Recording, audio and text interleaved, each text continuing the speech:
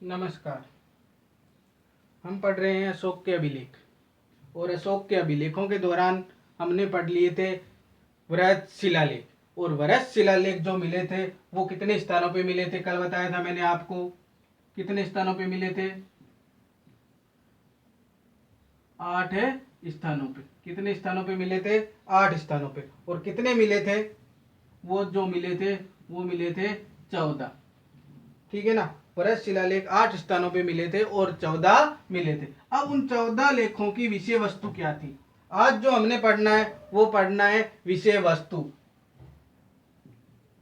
विषय वस्तु। और विषय वस्तु किनकी? उन 14 अभिलेखों की जो हमने 8 स्थानों से प्राप्त किए हैं, अशोक मौर्य द्वारा लिखे गए अभिलेख। ठीक है ना। वृहत शिलालेख जिनका नाम है। छोटे शिलालेख कितने हैं भाई? तो छोटे शिलालेख हैं वो 25 है। कितने स्थानों से प्राप्त हुए हैं? 25 स्थानों से प्राप्त हुए हैं। ठीक है ना। उनमें से जो दूसरा शिलालेख है उसमें अशोक का पूरा नाम मिलता है। ठीक है। तो उस प्रकार के वो 25 अभिलेख अलग है। हमने केवल 14 पढ़ने हैं और 10th के हिसाब से मैं पढ़ा रहा हूँ, उसमें कंपटीशन की एग्जाम की भी आ जाएगी। अब शुरू करते हैं उनकी विषय वस्तु। और विषय वस्तु में जो पहली बात कही है प्रथम लेख के दौरान, उसमें उसने कहा है कि पशु हत्या बंद करो। इसमें पशु हत्या पर अशोक क्या लगाता है? रोक लगाता है प्रथम अभिलेख के दौरान। तो पशु हत्या पर रोक लगाने की बात कही गई है वो प्रथम लेख में कही गई है, प्रथम लेख के अंदर। और दूसरे अभिलेख के अंदर जो अशोक कहता है वो कहता है पशु कल्याण की बात करता है, वह साथ में पड़ोसी राज्यों की बात करता है। तो पशु कल्याण के लिए क्या करो? गौशालाओं का निर्माण करवाओ। ठीक है ना। चारा डालो, पशुओं के लिए खेलियां बनवाओ, प्याऊ का निर्माण करवाओ। तो पशु कल्याण के लिए कार्य करो। ये बात किसमें कही गई है? दूसरे अभिलेख के दौरान कही गई है। जो कंपटीशन की तैयारी कर रहे हैं वो छोटे क्वेश्चन के हिसाब से देख लेना और 10th वाले अशोक के अभिलेखों की विषय वस्तु के आधार पे देख लेना। ठीक है ना। इन्हीं के अंदर से आपके पाठ में मैटर डाला गया है, वो पूरा का पूरा इन 14 अभिलेखों के आधार पे डाला गया है। अब उसमें से हम पढ़ते हैं दूसरा अभिलेख। जो सीमांत राज्यों के नामों के उल्लेख मिलते हैं तो वो सीमांत राज्य हैं। एक तो केरल का, जो पुराने समय में नाम हुआ करता था उसका चेर। ठीक है ना। ये चेर केरल पुत्र कहलाता था। पुत्र कह दो, पुत्र कह दो। ठीक है ना। चेर, क्योंकि दूसरे अभिलेख के दौरान वो सीमांत राज्यों का भी उल्लेख करता है अशोक अपने दूसरे अभिलेख में। चेर, पांडे। ठीक है ना। ये पांडे था वो तमिलनाडु का था, तमिलनाडु का था। ठीक है ना। ताम्रलिपि, तो इस प्रकार के जो ताम्रलिपि था वो श्रीलंका का नाम हुआ करता था, श्रीलंका। तो पड़ोसी राज्यों के जो नामों का उल्लेख मिलता है वो दूसरे अभिलेख के दौरान ही मिलता है। अगला आता है तीसरा अभिलेख। और तीसरे अभिलेख के दौरान अशोक कहता है कि प्रत्येक 5वें वर्ष राज्य के जो अधिकारी हैं वो कहां का दौरा करेंगे? अपने राज्य का दौरा करेंगे।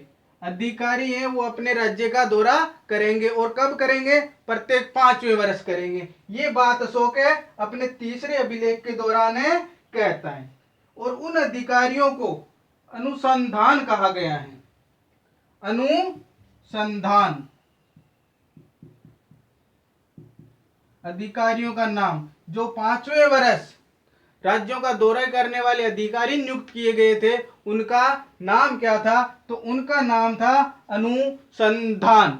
अनुसंधान, ये उनका नाम है मिलता है। अगला उसके बाद में आता है, वो आता है कि उन्होंने 3 प्रकार के अधिकारी नियुक्त किए थे। 5वें वर्ष दौरा करने वालों में 3 प्रकार के अधिकारी नियुक्त किए थे। युक्त, राजुक और प्रादेशिक। युक्त, राजुक और प्रादेशिक। युक्त, राजुक और प्रादेशिक, ये 3 प्रकार के अधिकारियों की नियुक्ति की चर्चा मिलती है, वो हमें मिलती है तीसरे अभिलेख से। ठीक है ना। तो युक्त कौन होता था? युक्त होता था कर इकट्ठा करने वाला। कर की जो आजकल की लैंग्वेज में कहें जो टैक्स है वो इकट्ठा करने वाला अधिकारी होता था, वो होता था युक्त। और जो राजुक होता था वो होता था अपने वर्तमान का पटवारी, ठीक है ना, रस्सी से नाप करने वाला, रस्सी से भूमि का माप करने वाला, माप करने वाला वो होता था राजुक, जिसे कह देते हैं वर्तमान का पटवारी। और जो तीसरा होता था प्रादेशिक, वो होता था जज, न्यायिक अधिकारी। तीसरा होता था वो होता था न्यायिक अधिकारी। ये 3 अधिकारियों की नियुक्ति की थी, ठीक है ना। इन 3 प्रकार के अधिकारियों की नियुक्ति की थी, वो अनुसंधान के तहत की थी। तो तीसरे अभिलेख के दौरान जो 5 वर्ष, प्रत्येक 5वें वर्ष जो राज्य के दौरे करने वाले अधिकारी थे वो कहलाते थे अनुसंधान। ध्यान में रखना, अनुसंधान वो 3 प्रकार के अधिकारी थे। युक्त जो कर देते थे, कर इकट्ठा, सॉरी कर देते नहीं, कर इकट्ठा करते थे। राजुक जो रस्सी से भूमि का माप करते थे। और प्रादेशिक, प्रादेशिक वो होते हैं जो क्या करते हैं, न्यायिक अधिकारी होते हैं। कोई छोटी मोटी झगड़ा हो जाए, कहीं भी हो जाए, तो उसका निपटारा वो वहीं तुरंत कर देते, वही नहीं होता तो उसे राज दरबार में बुलाया जाता था। तो इन 3 अधिकारियों की नियुक्ति की थी, वो अशोक ने उस समय की थी। ये बात मिलती है हमें तीसरे अभिलेख के दौरान। अगला आता है चौथा अभिलेख, और चौथे अभिलेख के दौरान अशोक कहता है दिव्य रूप दर्शन की बात। दिव्य रूप दर्शन की बात के तहत वो कहता है कि भेरी घोष के स्थान पर हमें धम घोष अपनाना चाहिए। ये बात का उल्लेख मिलता है वो चौथे अभिलेख में मिलता है, ठीक है ना। उसके बाद में आता है अपना 5वां अभिलेख। चौथे अभिलेख में कुछ नहीं है, केवल दिव्य रूप दर्शन की बात कही गई है, और भेरी घोष स्थान पे किसका प्रयोग किया गया है, धम घोष का प्रयोग किया गया है। अब छोटा क्वेश्चन बनता है वो इस प्रकार बनता है कि भेरी घोष के स्थान पर धम घोष का उपयोग कौन से शिलालेख के दौरान हमें मिलता है, तो वो शिलालेख मिलता है अशोक का वरस शिलालेख नंबर 4, ठीक है ना। चौथे शिलालेख के अनुसार ये बात हमें प्राप्त होती है।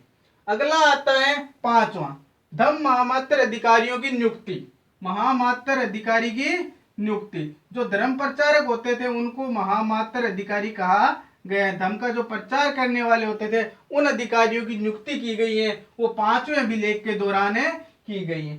धर्म का प्रचार करने वाले अधिकारी, ठीक है ना। और जो धर्म का प्रचार करने वाले अधिकारी थे उन्हें ही धम महामात्र का नाम दिया गया है। और ये अशोक ने जो की थी वो 14वें वर्ष से की थी।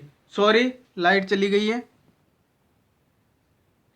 सॉरी लाइट चली गई थी, उससे थोड़ा डिस्टर्बेंस हो गया, क्योंकि स्क्रीन फिर दिखाई नहीं देती। लोकल में तो दिखाई दे जाती है, लेकिन उसमें फ़ोन पे आप लोगों को दिखाई नहीं देती, ठीक है ना।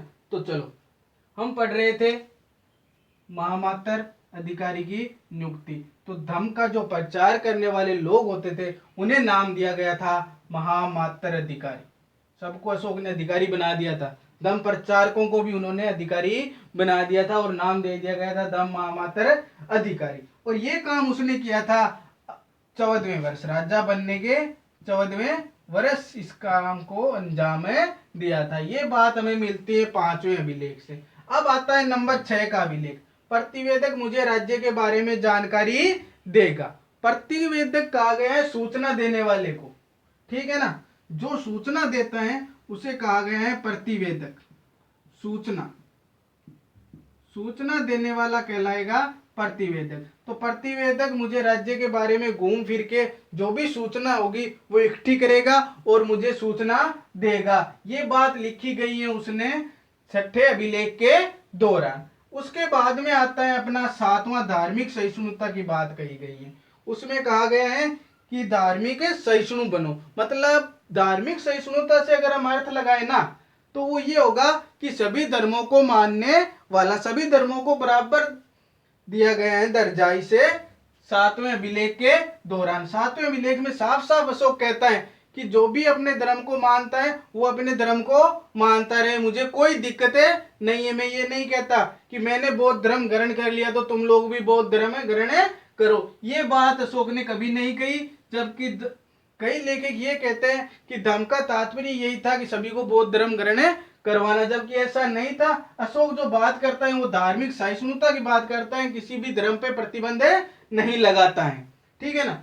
उसके बाद में आता है 8वां अभिलेख। और 8वें अभिलेख के दौरान इसमें तीर्थ यात्रा का उल्लेख करता है कि आप आखेट करना छोड़ो, शिकार करना छोड़ो और क्या करो, तीर्थों की यात्रा करो। उसमें भी आखेट पर प्रतिबंध लगा रहा है। कौन से अभिलेख के दौरान लगा रहा है? 8वें अभिलेख के दौरान। बड़ा ही अच्छा क्वेश्चन। आखेट पे प्रतिबंध कौन से अभिलेख के दौरान अशोक ने लगाया था, इसकी जानकारी हमें कहां से प्राप्त होती है? तो वो हमें मिलती है 8वें वृहत शिला लेख से। और इसमें और क्या बात मिलती है हमें? तीर्थ यात्रा का उल्लेख मिलता है कि मनुष्य क्या करे, आखेट को छोड़ दे और तीर्थ करना प्रारंभ कर दे। अगला आता है नम्मा। इसमें मिलता है हमें धार्मिक शिष्टाचार का उल्लेख। बस इतनी सी बात है।